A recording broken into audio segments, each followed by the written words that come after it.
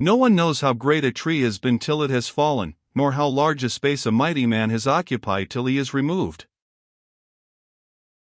King Henry V left his friends and foes alike almost dizzy, as in place of his grand figure they found a blank, instead of the hand whose force they had constantly felt, mere emptiness. Malcolm of Glenisky, who had been asserting constantly that King Henry was no master of his, and had no rights over him, had nevertheless, for the last year or more, been among those to whom the king's will was the moving spring, fixing the disposal of almost every hour, and making everything dependent thereon. When the death hush was broken by the "Depart, O Christian soul," and Bedford, with a face white and set like a statue, stood up from his knees, and crossed and kissed the still white brow, it was to Malcolm as if the whole universe had become as nothing. To him there remained only the great God, the heavenly Jerusalem into which the king had entered, and himself far off from the straight way, wandering from his promise and his purpose into what seemed to him a mere hollow painted scene, such as came and went in the midst of a banquet. Or, again, it was the grisly dance of death that was the only reality. Death had clutched the mightiest in the ring. Whom would he clutch next? He stood motionless, as one in a dream, or rather as if not knowing which was reality, and which phantom, gazing on at the bed where the king lay, round which the ecclesiastics were busying themselves, unperceiving that James, Bedford, and the nobles had quitted the apartment, till Percy first spoke to him in a whisper, then almost shook him, and led him out of the room. "I am sent for you," he said, in a much shaken voice. "Your king says you can be of use." Then tightening his grasp with the force of intense grief, "Oh, what a day! What a day! My father! My father! I never knew mine own father. But he has been all to Harry and to me. Oh, woe worth the day!" And dropping into a window seat, he covered his face with his hands, and gave way to his grief, pointing, however, to the council room, where Malcolm found Bedford writing at the table, King James, and a few others, engaged in the same manner. A few words from James informed him, or would have done so if he could have understood, that the Duke of Bedford, on whom at that terrible moment the weight of 2 kingdoms and of the war had descended, could not pause to rest, or to grieve, till letters and orders had been sent to the council in England, and to every garrison, every ally in France, to guard against any sudden panic, or faltering in friendship to England and her infant heir. Warwick and Salisbury were already riding post-haste to take charge of the army, Robsart was gone to the Queen, Exeter to the Duke of Burgundy, and as the clergy were all engaged with the tendance of the royal corpse, there was scarcely anyone to lessen the Duke's toil. James, knowing Malcolm's pen to be ready, had sent for him to assist in copying the brief scrolls, addressed to each captain of a fortress or town, announcing the father's death, and commanding him to do his duty to the son King Harry VI. Each was then to be signed by the Duke, and dispatched by men-at-arms, who waited for the purpose. Like men stunned, the half-dozen who sat at the council table worked on, never daring to glance at the empty chair at the upper end. The only words that passed were occasional inquiries of, and orders from, Bedford, and these he spoke with a strange alertness and metallic ring in his voice, as though the words were uttered by mechanism, yet in themselves they were as clear and judicious as possible, as if coming from a mind wound up exclusively to the one necessary object, and the face, though flushed at first, and gradually growing paler, with knitted brows and compressed lips, betrayed no sign of emotion. Hours passed, he wrote, he ordered, he signed, he sealed, he mentioned name after name, of place and officer, never moving or looking up. And James, who knew from Salisbury that he had neither slept nor eaten since 60 miles off he had met a worse report of his brother, watched him anxiously till, when evening began to fall, he murmured, "There is the captain of at," but the pen slipped from his fingers, and he said, "I can no more." The overtaxed powers, strained so long, mind, memory, and all, were giving way under the mere force of excessive fatigue. He rose from his seat, but stumbled, like one blind, as James upheld him, and led him away to the nearest bedchamber, where, almost while the attendants divested him of the heavy boots and cuirass he had never paused all these hours to remove, he dropped into a sleep of sheer exhaustion. James, who was likewise wearied out with watching, turned towards his own quarters, but, in so doing, he could not but turn aside to the chapel, where before the altar had been laid all that was left of King Henry. There he lay, his hands clasped over a crucifix, clad in the same rich green and crimson robes in which he had ridden to meet his queen at Vincennes but 3 short months before. The golden circlet from his helmet was on his head, but it could not give additional majesty to the still and severe sweetness of his grand and pure countenance, so youthful in the lofty power that high aspirations had imprinted on it, yet so intensely calm in its marble rest, more than ever with the look of the avenging, unpitying angel. To James, it was chiefly the face of the man whom he had best loved and admired, in spite of their strange connection, but to Malcolm, who had as usual followed him closely, it was verily a look from the invisible world, a look of awful warning and reproof, almost as if the pale set lips were unclosing to demand of him where he was in the valley of shadows, through which the way lay to Jerusalem. If Henry had turned back, and warned him at the gate of the heavenly Shown, surely such would have been his countenance, and Malcolm, when, like James, he had sprinkled the holy water on the white brow, and crossed himself while the low chant of psalms from kneeling priests went up around him, clasped his 2 hands close together, and breathed forth the words, "Oh, I have wandered far. O great King, I will never leave the straight way again. I will cast aside all worldly aims. O God, and the saints, help me not to lose my way again." He would have tarried on still, in the fascination of that wonderful unearthly countenance, and in the inertness of faculties stunned by fatigue and excitement, but James summoned him by a touch, and he again followed him. "Oh, sir," he began, when they had turned away, "I repent me of my falling away to the world. I give all up. Let me back to my vows of old." "We will talk of that another time," said James, gravely. "Neither you nor I, Malcolm, can think reasonably under such a blow as this, and I forbid you rashly to bind yourself." "Sir, sir," cried Malcolm, petulantly, "you took me from the straight way. You shall not hinder my return." "I hinder no true purpose," said King James. "I only hinder another rash and hasty pledge, to be felt as a fetter, or left broken on your conscience." "Silence now. When men are sad and spent they cannot speak as befits them, and had best hold their peace." These words were spoken on the way up the stair that led to the apartments of the King of Scots. On opening the door of the larger room, the first thing they saw was the tall figure of a distinguished-looking knight, who, as they entered, flung himself at King James's feet, fervently exclaiming, "O my liege! Accept my homage."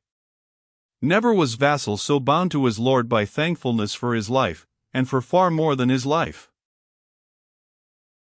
"Sir Patrick Drummond, I am glad to see you better at ease," said James. "Nay, suffer me," he added, giving his hand to raise the knight, but finding it grasped and kissed with passionate devotion, almost overpowering the only half-recovered knight, so that James was forced to use strength to support him, and would at once have lifted him up, but the warm-hearted Patrick resisted, almost sobbing out, "Nay, sir. King of my heart indeed. Let me first thank you. I knew not how much more I owed you than the poor life you saved, my father's rescue, and that of all that was most dear." "Speak of such things seated, my good friend," said James, trying to raise him, but Drummond still did not second his efforts. "I have not given my parole of honor as the captive whose life is again due to you." "You must give that to the Duke of Bedford, Sir Patrick," said James. "I know not if I am to be put into ward myself. In any case you are safe, by the good King's grace, so you pledge yourself to draw no sword against England in Scotland or France till ransom be accepted for you." "Alack," said Patrick, "I have neither sword nor ransom. I would I knew what was to be done with the life you have given me, my lord." "I will find a use for it, never fear," said James, sadly, but kindly. "Be my knight for the present, till better days come for us both." "With my whole heart," said Patrick, fervently. "Yours am I forever, my liege." "Then my first command is that you should rise, and rest," said James, assisting the knight to regain his feet, and placing him in the only chair in the room.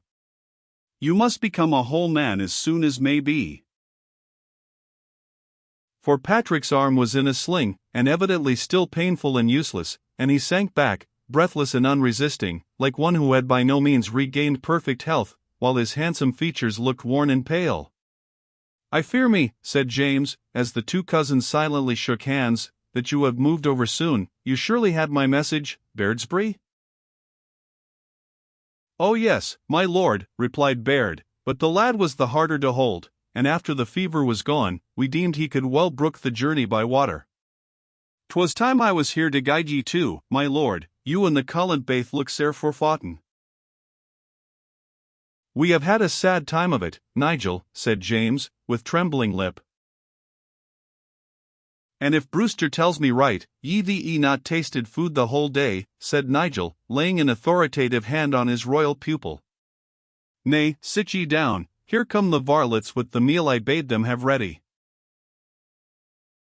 James passively yielded, courteously signing to the others to share the food that was spread on a table, and with the same scarcely conscious grace, making inquiries, which elicited that Patrick Drummond's hurts had been caused by his horse falling and rolling over with him, whilst with Sir John Swinton and other Scottish knights he was reconnoitring the line of the English march.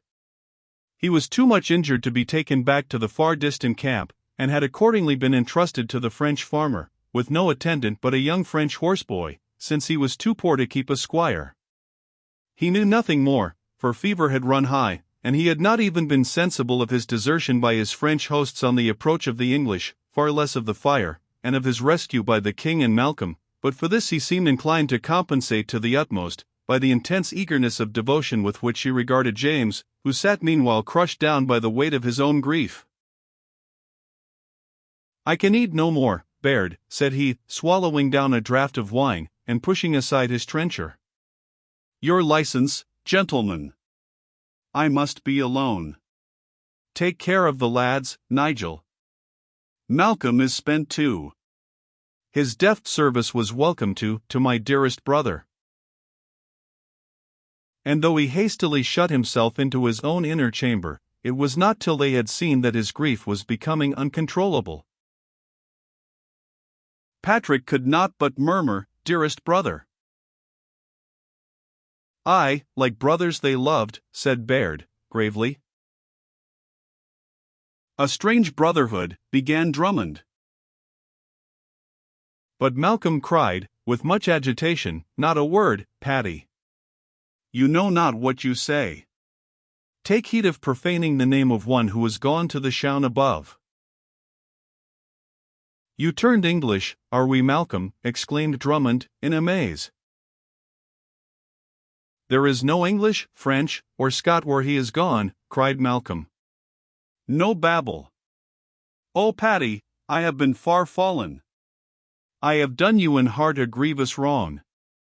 But if I have turned back in time, it is his doing that lies there." "His? What, Harry of Lancaster's?" demanded the bewildered Patrick. "What had he to do with you?" "He has been my only true friend here," cried Malcolm. "Oh, if my hand be free from actual spoil and bloodshed, it was his doing. Oh, that he could hear me bless him for the chastisement I took so bitterly." "Chastisement?" demanded Patrick. "The English king dared chastise you? Of Scots blood royal? 'Tis well he is dead." "The laddie's well nigh beside himself," said Baird. "But he speaks true. This king whom heaven assilise kept a tight hand over the youngsters, and falling on Lord Malcolm and some other Collins making free with a house at Mow, dealt some blows, of which my young lord found it hard to stomach his share, though I am glad to see he has come to a better mind. Aye, 'tis pity of this King Harry. Brave and leal was he, never spake an untrue word, never turned eye for fear, nor foot for weariness, nor hand for toil, nor nose for ill savour. A man, look you, to be trusted, never failing his word for good or ill. Right little love has there been between him and me, but I could weep like my own lad in there, to think I shall never see that knightly presence more, nor hear those frank gladsome voices of the boys, as they used to shout up and down Windsor Forest. You too, Sir Nigel. And with a king like ours. Aye, Sir Patrick. And if he be such a king as Scotland never had since St. David, and maybe not then, I'm free to own as much of it is due to King Harry as to his own noble self. Did ye say they had streaked him in the chapel, Lord Malcolm? I'd fain look on the bonny face of him, I'll ne'er look on his like again.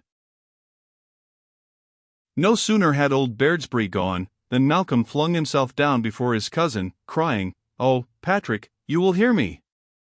I cannot rest till you know how changed I have been." "Changed," said Patrick, "aye, and for the better. Why, Malcolm, I never durst hope to see you so sturdy and so heartsome. My father would have been blithe to see you such a gallant young squire. Even the halt is gone." "Nearly," said Malcolm. "But I would fain be puning and puling, to have the clear heart that once I had. Oh, hear me! Hear me! And pardon me, Paddy."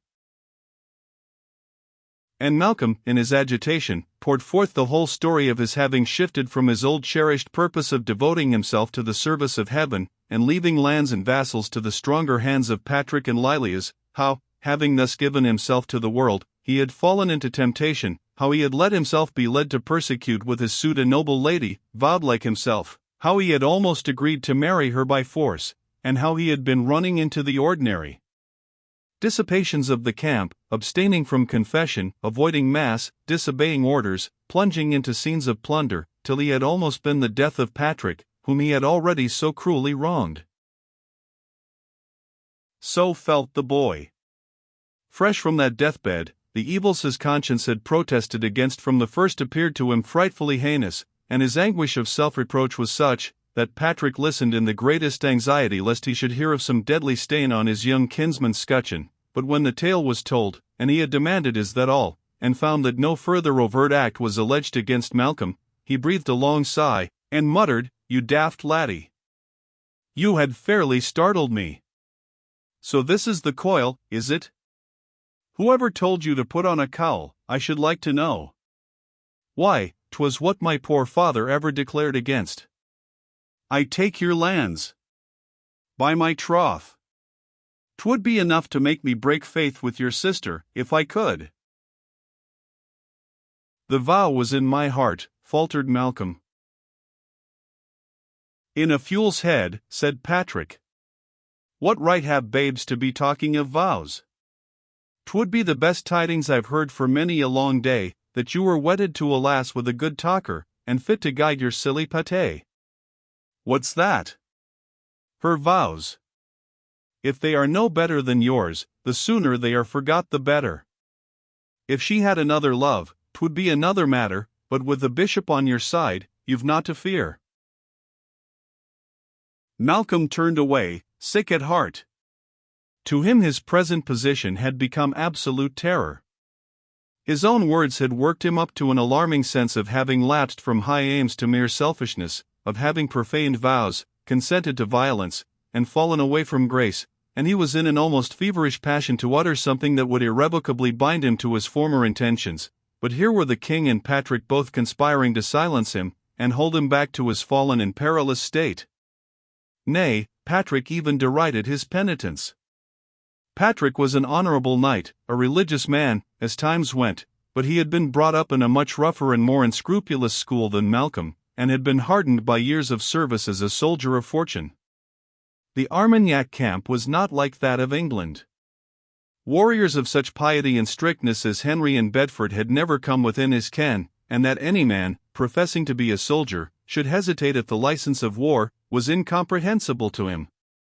The discipline of Henry's army had been scoffed at in the French camp, and every infraction of it hailed as a token of hypocrisy, and to the stout Scot Malcolm's grief for the rapine at Meaux, which after all he had not committed, seemed a simple absurdity.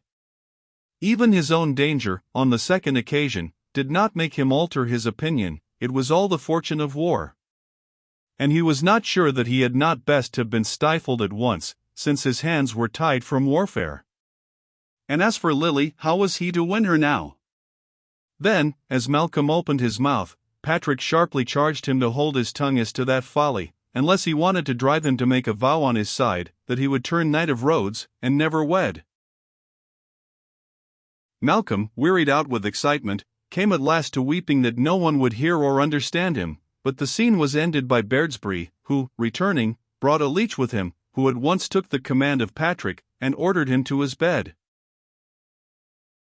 Malcolm could not rest. He was feverish with the shock of grief and awe, and absorbed in the thought which had mastered him, and which was much dwelt on in the Middle Ages, the monastic path, going towards heaven straight as a sunbeam, the secular, twining its way through a tortuous difficult course, the broad way, tending downward to the abyss. To his terrified apprehension, he had abandoned the direct and narrow path for the fatal road, and there might at any moment be captured, and whirled away by the grisly phantom Death, who had just snatched the mightiest in his inevitable clutch, and with something of the timidity of his nature, he was in absolute terror, until he should be able to set himself back on the shining road from which he had swerved, and be rid of the load of transgression which seemed ready to sink him into the gulf. Those few and perfunctory confessions to a courtly priest who knew nothing about him, and was sure not to be hard on a king's cousin, now seemed to add to his guilt, and, wandering downstairs towards the chapel, he met a train of ecclesiastics slowly leaving it, having just been relieved by a bevy of monks from a neighboring convent, who took up the chance where they had left them. Looking up at them, he recognized Dr. Bennet's bent head, and throwing himself before him on his knee, he gasped, "Oh, Father, Father! Hear me! Take me back! Give me hope!" "What means this, my young lord?" said Dr. Bennet, pausing, while his brethren passed on.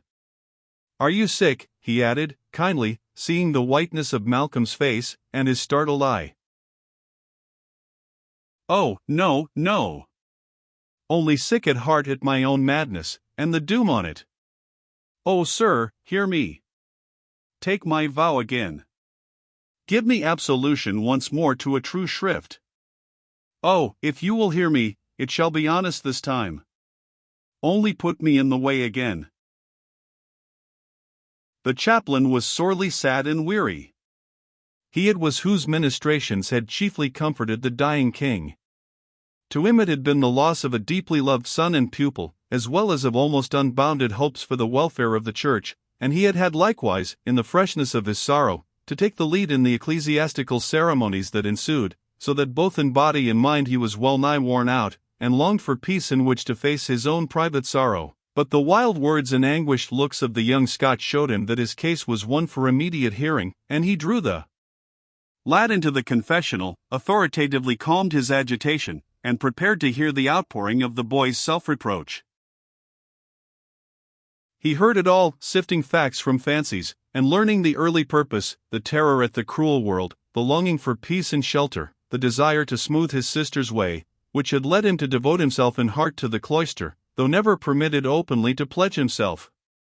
Then the discovery that the world was less thorny than he had expected, the allurement of royal favor and greatness, the charm of amusement, and activity and recovered health, the cowardly dread of scorn, leading him not merely into the secular life, but into the gradual dropping of piety and devotion, the actual share he had taken in forbidden diversions, his attempts at plunder, his ill will to King Henry, and, above all, his persecution of Esclarmonde, which he now regarded as sacrilegious. And he even told how he lay under a half-engagement to Countess Jacqueline to return alone to the court, and bear his part in the forcible marriage she projected. He told all, with no extenuation, nay, rather with such outbursts of opprobrium on himself, that Dr. Bennet could hardly understand of what positive evils he had been guilty, and he ended by entreating that the almoner would at once hear his vow to become a Benedictine monk, ere. But Dr. Bennet would not listen. He silenced the boy by saying he had no more right to hear it than Malcolm as yet to make it. Nay, that inner dedication, for which Malcolm yearned as a sacred bond to his own will, the priest forbade. It was no moment to make such a promise in his present mood, when he did not know himself. If broken, he would only be adding sin to sin, nor was Malcolm, with all his errors fresh upon him, in any state to dedicate himself worthily. The errors, which in Ralph Percy, or in most other youths, might have seemed slight, were heavy stains on one who, like Malcolm, had erred, not thoughtlessly, but with the conscience of them all, in wilful abandonment of his higher principles. On these the chaplain mostly dwelt, On these he tried to direct Malcolm's repentance, and, finding that the youth was in perpetual extremes of remorse, and that his abject submission was a sort of fresh form of willfulness, almost passion at being forbidden to bind himself by the vow, he told him that the true token of repentance was steadiness and constancy, and that therefore his absolution must be deferred until he had thus shown that his penitence was true and sincere, by perseverance. Firstly, in the devotions that the chaplain appointed for him, and, secondly, in meeting whatever temptations might be in store for him.